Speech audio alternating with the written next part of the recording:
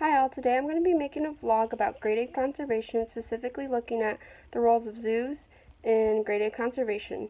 But first I'd like to show you a video that I stumbled across on social media recently that was getting a lot of popularity.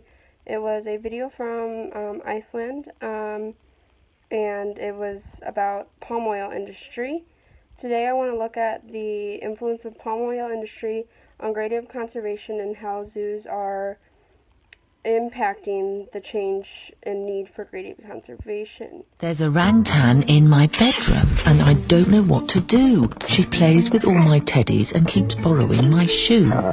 She destroys all of my houseplants and she keeps on shouting ooh.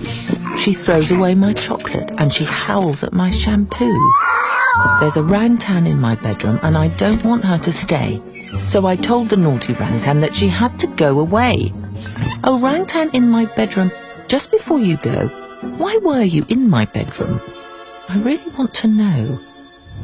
There's a human in my forest and I don't know what to do. He destroyed all of our trees for your food and your shampoo. There's a human in my forest and I don't know what to do. He took away my mother and I'm scared he'll take me too. There are humans in my forest and I don't know what to do. They're burning it for palm oil. So I thought I'd stay with you. Orangutan in my bedroom, now I do know what to do. I'll fight to save your home and I'll stop you feeling blue. I'll share your story far and wide so others can fight too. Orangutan in my bedroom, I swear it on the stars. The future's not yet written, but I'll make sure it is ours.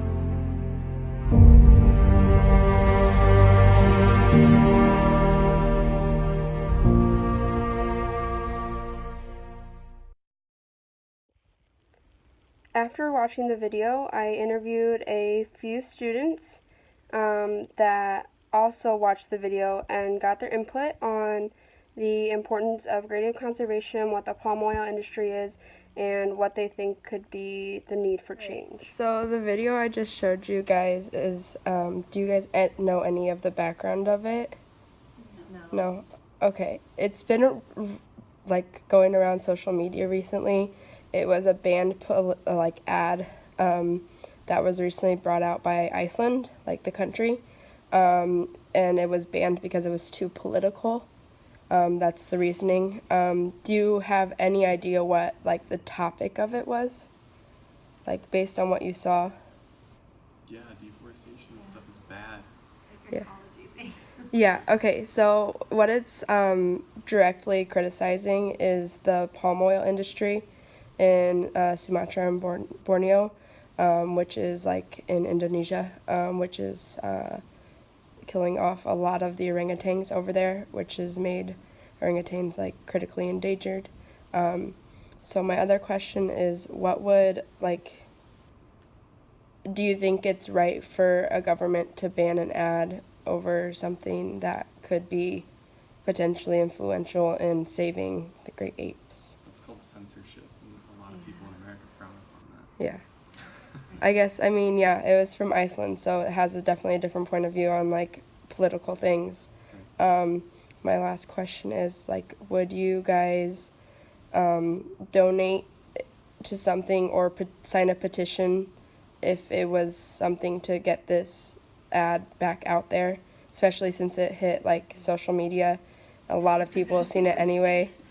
And I have one more question. Do you think social media's impact is in the long run, gonna be enough to save or at least help save the great apes? I think it's enough to get things started. Yeah, I think it can definitely help. It can't hurt.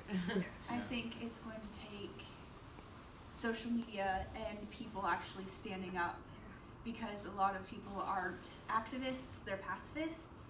So they'll sit and they'll watch it and they'll feel bad and they won't do anything about it. So we need to, more than just with the social media, we have to band together to get people to stand up and change things.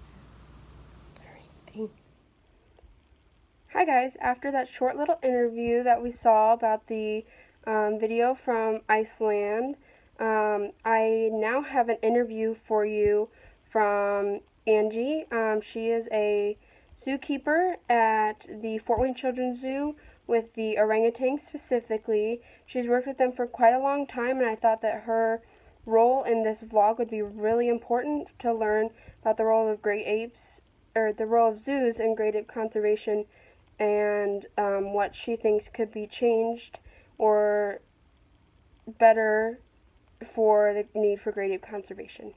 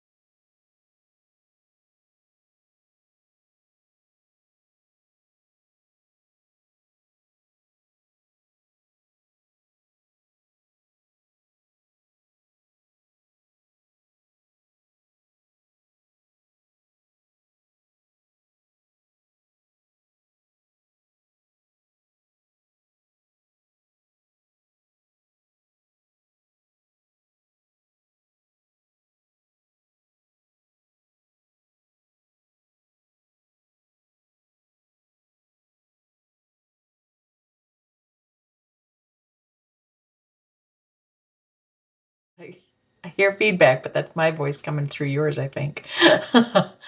I'm Angie Selzer. I have worked at the zoo for 22 years, since 1996. I have been in our Indonesian rainforest since 2002. So I've been working with our orangutans since then.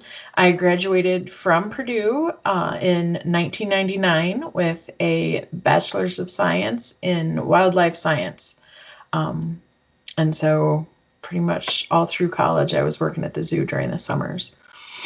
Were you working at the Fort Wayne Zoo? The Fort Wayne Children's Zoo, yes. Okay. So a little bit about my project that I'm doing.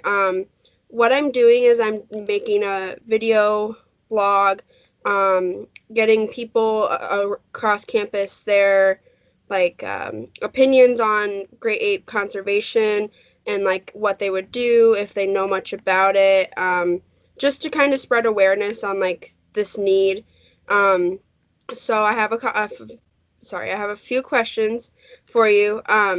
My first question would be, what do you think the Fort Wayne Children's Zoo is doing in the role of great ape conservation?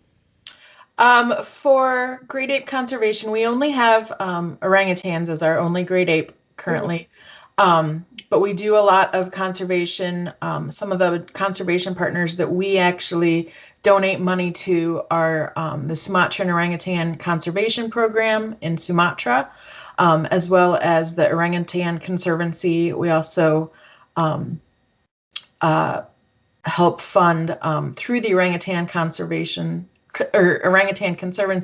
We help fund the Orangutan Veterinary Advisory Group conference every year over in Malaysia and Indonesia. We also do a lot of conservation within either our AAZK chapter for American Association of Zookeepers, getting the word out about palm oil and whatnot, but we also do conservation efforts as far as cell phone recycling, which helps a lot of the gorilla population and recycling coltan from cell phones and whatnot. So along those lines, we have sent a few people over to Malaysia and Indonesia for different projects, either through the zoo itself or through the Orangutan SSP program for field trips and whatnot. But we also do keeper chats during the zoo season. So we talk to our guests about great ape conservation and a lot of the palm oil issues that face orangutans, and just a lot of the other stuff facing orangutans, and just getting them involved and wanting to care about orangutans, having that face-to-face contact with them sort of through the zoo gets them inspired a little to be able to help them in their everyday lives. Okay. Yeah, so I actually was part of the like high school program with the Fort Mhm. Wayne Children's Zoo where I volunteer and stuff, so I got to know like firsthand the importance of like conservation and like the zoo, but I didn't know as much in depth, so that's really great that we have a program like that here. Um, my next question is what do you think is like the hardest like challenge that you have to overcome possibly when trying to explain great ape conservation or like problems you just like companies or groups like conservative people that face? Like, what do you think they have to overcome challenge wise? What do you think the biggest challenge that they have to overcome is? Just realizing that just because this animal species or any of, I mean, either gorillas or any of the other great ape species, aren't necessarily in their backyard, it's still very important to help conserve them and conserve their habitat because it doesn't just affect them, it affects long-reaching aspects of pretty much the entire environment. Because if you're decimating their rainforests and their habitat, it affects the local people. It also affects our climate. With you don't have those trees, you don't have that those forests sort of sucking up all that carbon dioxide, and the general effects of losing a lot of these species won't be known for a while to the general public, and it's really hard to get that across a lot of the time. Okay. Um, my next question, have you done any research in this field of like conservation or like what have you done personally to look into the problems or successes with great ape conservation? So our zoo is having orangutans as part of the orangutan SSP, which is the Orangutan Species Survival Program. So all zoo housed animals, if they're an endangered species, they have their own SSP. So within that, we do education and conservation research. I am actually the social media advisor for the Orangutan SSP, so I run all of the website and the Facebook and social media aspect of that and getting word out as far as our conservation partners and a lot of the rehab centers that's going on in Indonesia and Malaysia. I have been over to Malaysia twice so far with the SSP field trip each year, and we have done different things as far as helping improve animal welfare in some of the rehab centers over there, as well as help plant trees to reforest some of the corridors along the Kinabatangan River in Borneo, which sort of helps those animals sort of be able to travel without having a fragmented area from palm oil plantations. They can sort of travel along that river corridor safely. Okay. I have a few more questions. So, what another thing we look at in this class, I'm in Anth 235, which is like the great apes, and it's looking at all the great apes conservation problems, all different aspects of like the great ape society, as well as like evolution and stuff too. And one of the things we look at also is like controversy. So, um, what do you think? Like, so one of the things we have looked at is the like hurtful zoos or programs or sanctuaries that necessarily don't provide adequate care for these great apes and sometimes hurt them. Do you think the benefits of what a group like you and the Fort Wayne Children's Zoo is doing, do you think it overweighs or outweighs the like consequences from like the not so helpful groups sometimes? Um, we do a lot of work as far as I mean, when we went to these other zoos over in Malaysia, it was to help with their welfare and just sort of teach them how to take care of these great apes in a better way. Not necessarily that they're doing it wrong, they just don't have the same resources that we do a lot of the time. There's a lot to be said about one picture based a certain way and not knowing the entire background behind a lot of pictures. There are good and bad places that have great apes. We try really hard to educate on what those look like. Apes in entertainment, for instance, is a big issue that the Orangutan SSP tries to educate people on. Many of the orangutans in entertainment have been retired at this point and are in one sanctuary in the US. They are down in Florida. But the wonderful, amazing person that runs that has worked for 25 years to work on getting those great apes out of those situations. It's mostly a educational aspect, getting the public to be aware that great apes in entertainment or on commercials or on greeting cards isn't necessarily cute and funny like everybody thinks it is. So it's an educational thing that many people need to be aware of, and it's not just in other countries. Sometimes it's here, but we're working really hard to educate the public about those situations. And a lot of different cultures are so much different than what we have here as far as just education wise. A lot of my colleagues have just gotten back from the first International Orangutan Conference in China. So many Chinese zoos have orangutans, but they've never really understood what good welfare was for them.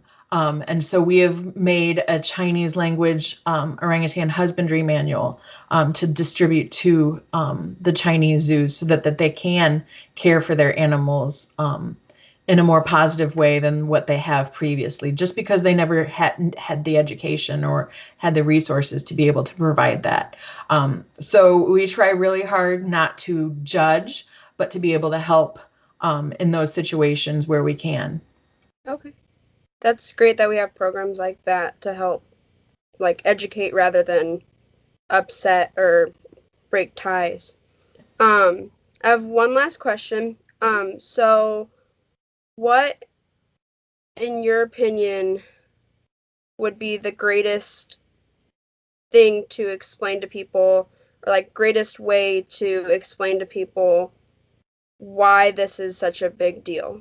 Like what the importance and like why we should do this and why we should do it now rather than later.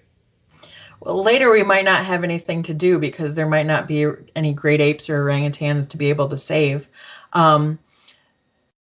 There's the big issue whether or not you should boycott palm oil or use sustainable palm oil. That has been a fairly talked about issue, but a lot of the minutia of that is many of those palm oil plantations employ so many local people. It's their way of life at this point. They also need to pay for food on their table and medical care for their family. So it's just like if we wanted to stop planting corn and having cornfields because it's cutting down forests here, you have to realize that it affects not just the big companies, it affects those smaller local places. Boycotting isn't the answer. They're just going to move on to another oil that will just destroy more rainforest. We need to really figure out how to work with those companies and make it so that having sustainable products is beneficial to them in the long run, and that they can do both. They can make money and they can protect those rainforests and those animals living in them. Because in the long run, if we don't have, you can keep cutting down forests and keep cutting down forests until there's nothing left, and then there's no nutrient soil to be able to plant anything on. And so if we can try to make them do that in a sustainable way where they can continue to use the same plantations over and over again, then that will help greatly, instead of just cutting down more. That's just one, people need to realize that it's not just the big companies. You also have That to Anth realize was really the able to fact give some that it insight is on the need for sustaining greater those conservation. local villagers And because they need again, jobs thanks too. guys for watching my vlog. I hope you enjoyed. It's I hope you guys it's learned a little bit more about the importance of greater it's conservation not and the world's necessarily a zoos and lose-lose. It's greater not conservation. necessarily a win.